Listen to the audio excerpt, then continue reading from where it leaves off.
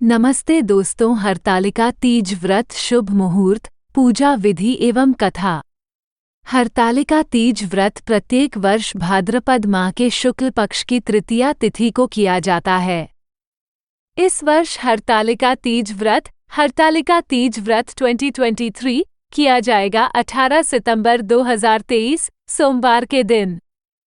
हरतालिका तीज व्रत सुहागिन महिलाएं सुख सौभाग्य एवं पति की लंबी आयु की मनोकामना से करती हैं, वहीं कुंवारी लड़कियां इस व्रत को मनोवांछित पति की प्राप्ति हेतु करती हैं।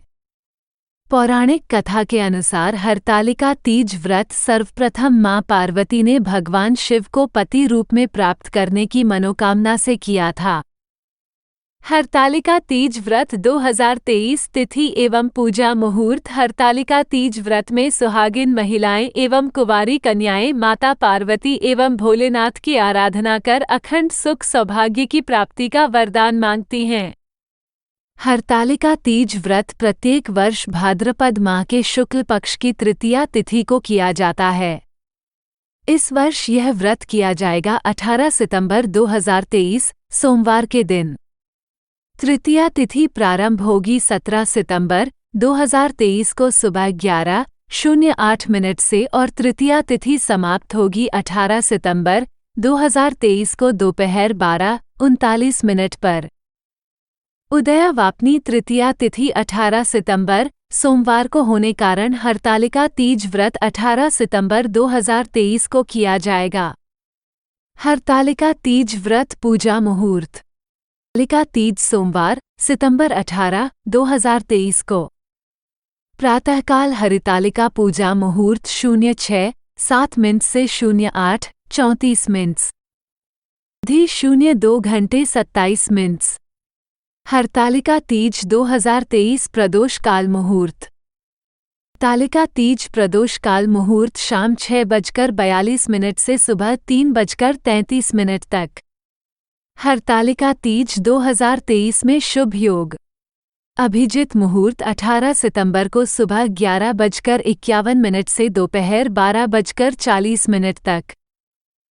रवि योग 18 सितंबर को दोपहर 12:08 से अगले दिन 19 सितंबर को सुबह 6:08 तक। हरतालिका तीज व्रत विधि। यह व्रत निर्जला किया जाता है, अर्थात इस व्रत में महिलाएं 24 घंटे तक अन्न एवं जल ग्रहण नहीं करती हैं, इसी कारण यह अत्यंत कठिन व्रतों में से एक माना जाता है। हरतालिका तीज व्रत में व्रत के नियमों का पालन द्वितीय तिथि से अर्थात व्रत के एक दिन पहले से ही प्रारंभ हो जाता है। हरतालिका तीज पूजा सामग्री। गीली काली मिट्टी या बालू रेत, बेलपत्र, शमी पत्ता, केले का पत्ता, धतूरा, फूल, नाड़ा, वस्त्र, सभी प्रकार के फल और फूल के पत्ते, श्रीफल, कलश, अबीर, चंदन, घी, तेल, कपूर, कुमकुम, दीपक, फुलहरा, प्राकृतिक फूलों से सजा हुआ, पंचामृत और अभिषेक के लिए दही, चीनी, दूध, शहद, पार्वती माता की सुहाग सामग्री मेहंदी, चूड़ी, बिछिया, काजल, बिंदी, कुमकुम, सिंदूर, कंघी, माहौर, सुहाग, पुड़ा आदि। हरतालिका तीज व्रत पूजा विधि एवं नियम। व्रत के एक दिन पहले ही सर धोकर नहा लें और शुद्ध हो जाएं। द्वितीय तिथि को सात्विक भोजन करें एवं ब्रह्मचर्य का पालन करें। व्रत वाले दिन सुबह 4 बजे के पहले सरगी कर लें। कुछ पौष्टिक खाएं और चाय या पानी पी लें जिससे आपको व्रत करने की शक्ति मिले। तृतीया तिथि वाले दिन अर्थात हरतालिका तीज व्रत वाले दिन सूर्योदय के साथ ही व्रत प्रारंभ हो जाता है और व्रत का पारण अगले दिन सूर्योदय के बाद किया जाता है। व्रत वाले दिन महिलाएं सुबह जल्दी उठें और स्नान आदि नित्य कर्म से निवृत्त हो सुंदर वस्त्र धारण करें, साथ ही श्रृंगार भी करें। मेहंदी, आलता, चूड़ी, बिंदी, सिंदूर आदि सुहाग चिन्ह धारण करें। तत्पश्चात अपने पूजा स्थल की सफाई करें एवं शिव पार्वती एवं गणेश जी की विधिवत पूजा करें। दाएं हाथ में गंगाजल और पुष्प लेकर हरतालिका तीज व्रत करने का संकल्प लें। हरतालिका तीज व्रत निर्जला किया जाता है, अर्थात इस व्रत में अन्न जल कुछ भी ग्रहण नहीं किया जाता। उपवास के दौरान मन ही मन शिव पार्वती का ध्यान करते रहें। मानसिक जाप भी कर सकते हैं। ओम नमः शिवाय, ओम उमाय नमः, ओम विघ्नेश्वराय नमः का मानसिक जाप करते रहे।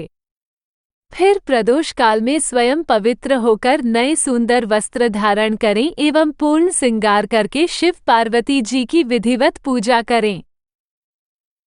पूजा आप अपने घर में या मंदिर में भी कर सकती हैं। पूजा में प्रथम श्री गणेश पूजा करें, फिर भगवान शिव एवं माता पार्वती की विधिवत पूजा करें। माता पार्वती को वस्त्र एवं सुहाग सामग्री अर्पित करें।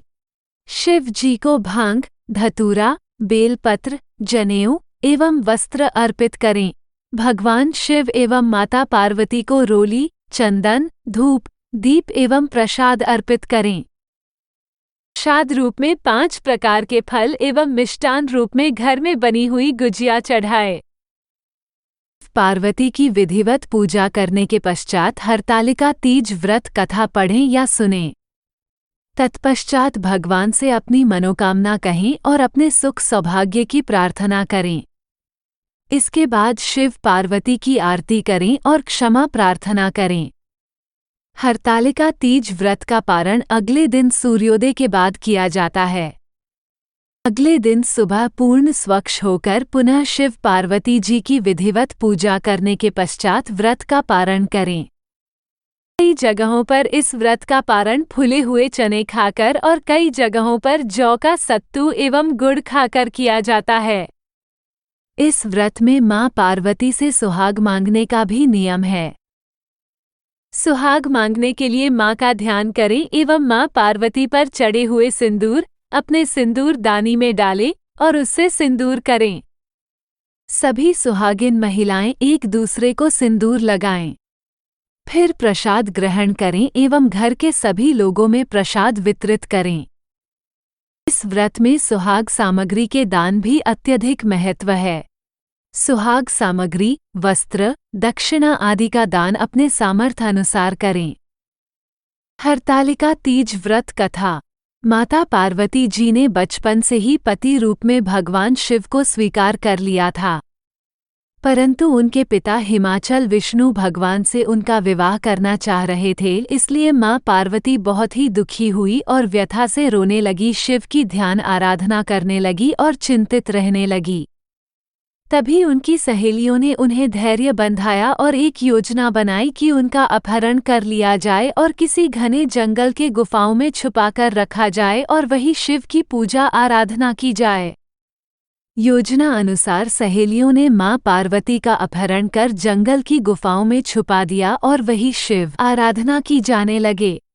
भाद्रपद शुक्ल पक्ष की तृतीया तिथि को भगवान शिव ने साक्षात दर्शन देकर माता पार्वती को पत्नी रूप में स्वीकार कर लिया। इस अपहरण की कहानी के कारण इस व्रत का नाम हरतालिका व्रत रखा गया। कथा पौराणिक मान्यता के अनुसार जब देवी सती अपने पिता यक्ष के यज्ञ में बिना न्योता के पहुंची तो महादेव का स्थान रिक्त देखकर उन्हें पति के अपमान का घोर ग्लानि हुआ, जिसे देवी सती सहन न कर सकी। इस वजह से उन्होंने स्वयं को यज्ञ की अग्नि में समाहित होकर अपने को भस्म कर लिया। सती अपने अगले जन्म में राजा हिमाचल के घर पुत्री रूप में जन्म लिया। वो बचपन से ही शिव की प्रगाढ़ भक्ति करती रही और ज्यों-ज्यों बड़ी होती गई शिव को अपने पति रूप में पाने की उत्कट अभिलाषा से पूजा जप तप करने लगी। वो सदैव शिव की तपस्या में लीन रहने लगी। उनके ऐसी हालत देखकर राजा बहुत चिंतित और दुखी रहने लगे। तब उन्होंने विचार कर ऋषिव नारद जी से इस विषय पर विचार विमर्श किया और सती का विवाह भगवान विष्णु से करने का निश्चय किया।